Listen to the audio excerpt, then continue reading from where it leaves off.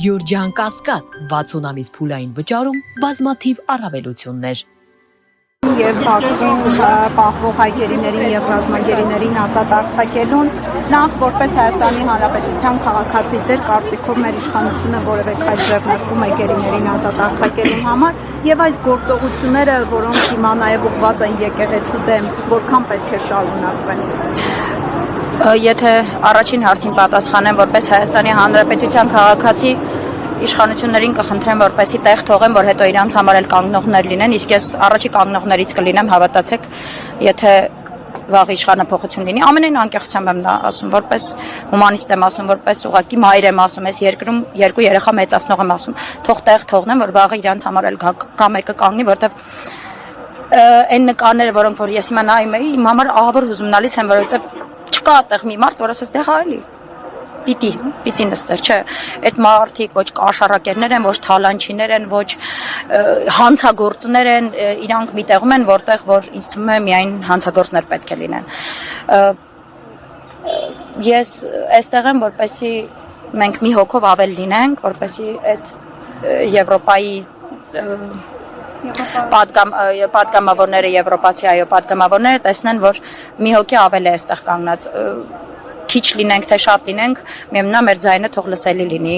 ու կարծում եմ շատ կարևոր է, որ մենք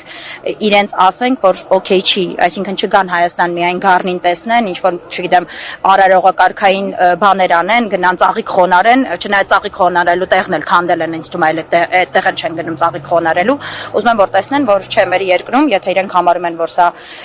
ժողովրդավարի պետություն է, մեր երկրում կա արդեն 60-ից ավել քաղ բանտարկելու, դա նորմալ չի։ Անահիտ, ձեր կարծիքով միջազգային կառույցները ինչու են լքում Հայաստանում տեղի ունեցող այս գործընթացների հետ կապված, նախկինում մենք հիշում ենք, որ աղաղակում են, եթե որևէ միջադեպ է գրանցվում Հայաստանում։ Գիտեք, հենց ինքնիշխանությունը իմ կարծիքով ժողովրդի եւ պետության դրա մեջ է կայանում, երբ որ դու չես սպասում, որ ինչ-որ մեկը քո փոխարեն ինչ-որ բան ասի, երբ որ քո երկրում ես շատ լավ այդ դեպքը հիշում եմ արցախցիների տարհանման օրերին, գիտեք այդ օրերին ես ինչով էի զբաղված, բազմաթիվ արցախցիներին ընդունելով, տեղավորելով եւ նրանց համար սնունդ հավաքելով եւ շատ լավ հիշում եմ ՄԱԿ-ի գագաթնաժողովում այդ ելույթը, երբ որ Արարատ Միրզոյանը իդեպ հրաշալի ելույթ ունեցավ իմ համար ամենայն անկեղծությամբ ու ասաց, որ այս դեպքերն է կատարվում, Ադրբեջանի, եթե չեմ սխալվում, արտգործ նախարարը կամ փոխնախարարը պատտվեց, ասաց, չեք ասում, ձեր ղեկավարը ասում է ամեն ինչ օքեյ է։ Դրա համար եմ ասում, մի սպասեք էլի, որ ինչ-որ մեկը պիտի գա մեզ պուպուշանի, մեր գլուխը շոյի, ասի, վա, ես ինչ խեղճ եմ, չէ, եթե մենք մեր երկրի ղեկավարը ասում է, որ մեր ոչ ոք չի կատարում, շատ լավ, մարդիկ անցնում են, ոչ մի պայթյուն տեղի չի ունեցել, ու չգիտենք էլ միջև այդ պայթյունը ինչի արդյունքում էր տեղի ունեցել, ոչ մի երեխաներ ռումբից չեն մահացել, իդեպ այդ երեխաներին երկու, որոնք որ մահացան հենց առաջի օրը, նրանց 20 թվականին տարհանման ժամանակ դիմավորել էի ես նրանց եւ նրանց մայրիկին տեղ էի տվել, այո, ուզում եմ ասեմ, եթե մենք չենք այդ ընկալու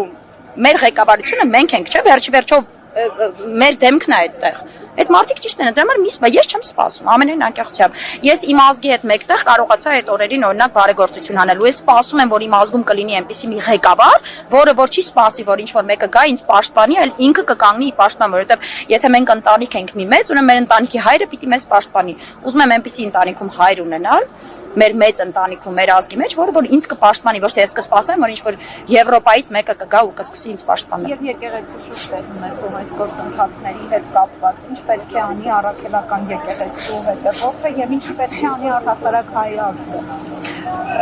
Նայեք, շատ եմ խոսել այս մասին, կկրկնվեմ երևի թե, բայց